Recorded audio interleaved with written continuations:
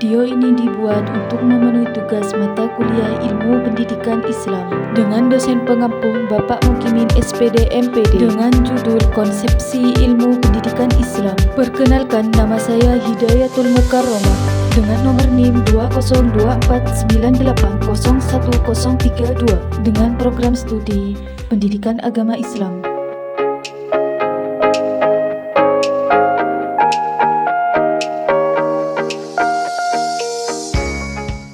Baik, sekarang kita akan membahas pengertian ilmu pendidikan Islam. Apa itu ilmu pendidikan Islam? Ilmu pendidikan Islam adalah cabang ilmu yang mempelajari proses membimbing dan membina mental serta kepribadian anak didik sesuai dengan ajaran Islam yang bersumber pada Al-Quran dan hadis. Ilmu ini bertujuan membentuk individu yang beriman, bertakwa, berakhlakul karimah, dan memiliki pengetahuan serta kemampuan yang berlandaskan nilai-nilai Islam. Sedangkan meninjau dari sudut pandang etimologi, istilah pendidikan Islam dalam bahasa Arab seringkali diartikan sebagai tarbiyah yang berarti membesarkan atau membina. Istilah lain yang sering digunakan adalah ta'dib yang berarti menertibkan atau memberikan adab, dan taklim yang berarti mengajarkan.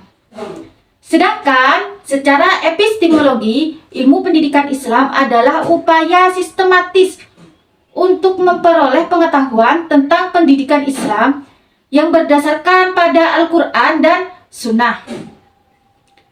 Nah, pendidikan Islam itu bukan sekedar pengajaran agama, tetapi juga mencakup pengembangan ilmu pengetahuan, seni budaya, dan moralitas yang berorientasi pada pembentukan karakter dan pandangan hidup Islam.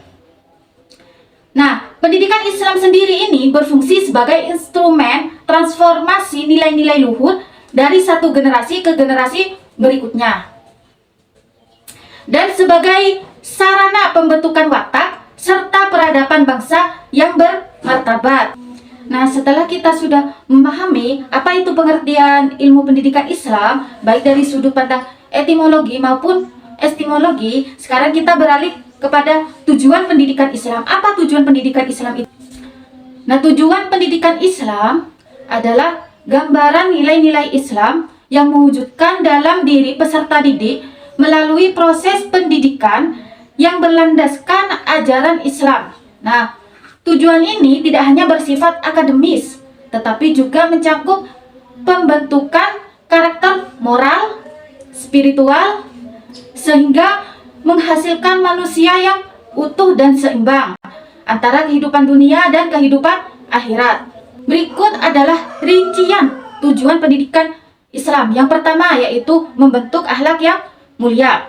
Pendidikan Islam bertujuan utama membentuk akhlak yang mulia pada peserta didik sesuai dengan misi kerasulullahan Nabi Muhammad SAW. Akhlak ini meliputi kejujuran, kesabaran, tanggung jawab, dan nilai-nilai moral yang lainnya yang bersumberkan dari ajaran Islam. Yang kedua yaitu mempersiapkan kehidupan dunia dan akhirat.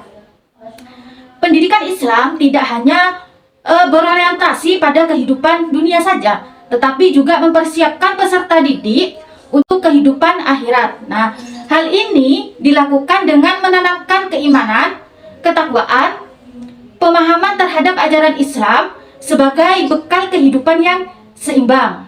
Ketiga, yaitu mengembangkan potensi individu secara holistik. Nah, pendidikan Islam ini diarahkan untuk mengembangkan seluruh potensi manusia, baik fisik, intelektual, maupun spiritual, agar menjadi insan kamil atau manusia yang sempurna, yang mampu menjalankan tugas sebagai hamba Allah dan khalifah di bumi. Tujuan yang keempat yaitu menanamkan nilai ilmu pengetahuan dan semangat belajar. Pendidikan Islam menumbuhkan semangat ilmiah, rasa ingin tahu, serta kemampuan berpikir kritis dan kreatif. Peserta didik didorong terus belajar dan mengkaji ilmu pengetahuan, baik agama maupun umum, sebagai bekal untuk menjadi manusia yang bermanfaat.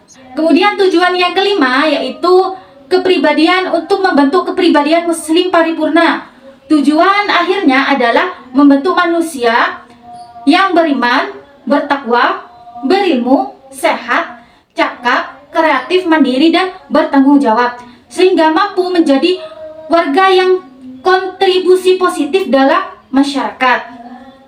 Nah, sedangkan tujuan keenam yaitu menjadi hamba Allah dan khalifah di bumi. Pendidikan Islam menanamkan kecerdasan atau tugas manusia sebagai hamba Allah yang taat dan sebagai khalifah yang bertanggung jawab terhadap kemakmuran bumi sesuai prinsip-prinsip keadilan, kemanusiaan, dan keseimbangan.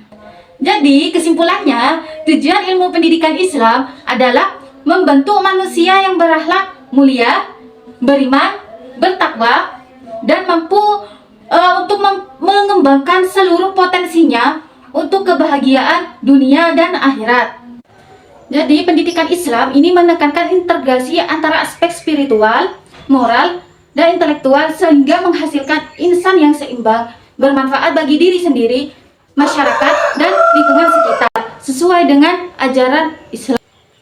Nah, setelah kita sudah memahami pengertian dan tujuan ilmu pendidikan Islam, sekarang kita beralih pada manfaat ilmu pendidikan Islam. Apa manfaat ilmu pendidikan Islam itu? Manfaat ilmu pendidikan Islam yang pertama yaitu menguatkan keimanan dan ketakwaan. Manfaat yang kedua yaitu membentuk karakter dan akhlak yang mulia. Manfaat yang ketiga yaitu menambah pengetahuan tentang Allah dan ciptaannya.